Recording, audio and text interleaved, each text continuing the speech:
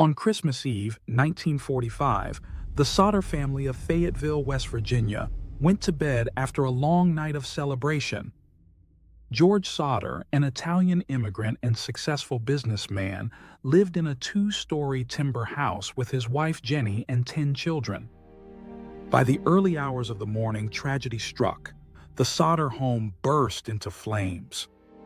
George and Jenny, along with 4 of their children, managed to escape the burning house. But 5 of their children, Maurice, 14, Martha, 12, Louis, 9, Jenny, 8, and Betty, 5, were nowhere to be found. George tried desperately to save them, but every attempt failed. His ladder, usually propped up against the house, was missing. His trucks, which he intended to drive close to the home to climb to the second story, wouldn't start, despite having run fine the previous day. With the house consumed in flames, the Sodders were forced to watch it burn, believing they had lost 5 of their children. But what came next turned a family tragedy into one of America's greatest unsolved mysteries. When the fire cooled, investigators sifted through the ashes. They found no trace of the 5 children.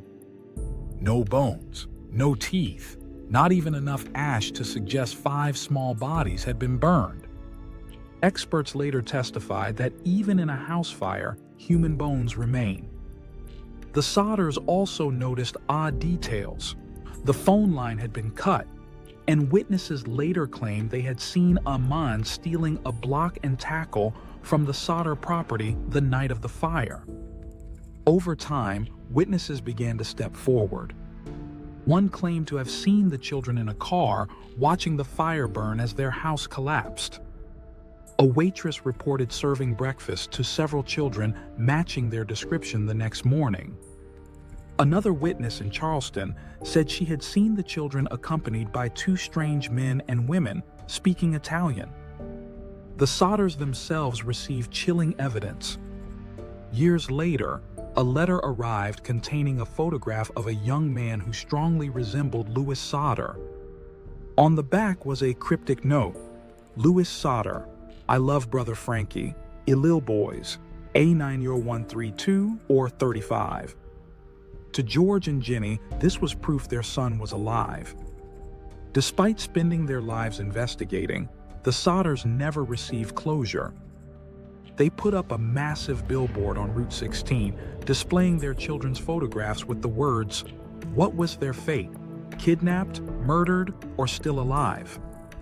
The billboard stayed up for nearly 4 decades, keeping the mystery in the public eye. Theories abound. Some suggest the children were kidnapped as retribution for George's outspoken criticism of Benito Mussolini, hinting at possible mafia involvement. Others believe local corruption played a role in covering up what really happened that night. And of course, skeptics maintain that the fire was simply too intense and the children perished. But the lack of physical evidence continues to fuel speculation. Why was the ladder missing? Why were the trucks disabled? Why was there no trace of the children? George and Jenny Sodder died without ever knowing the truth. Their surviving children continued to search for answers, but to this day, the fate of the 5 Sodder children remain one of the most haunting unsolved mysteries in American history, a story of loss, suspicion, and unanswered questions that began on one fateful Christmas Eve.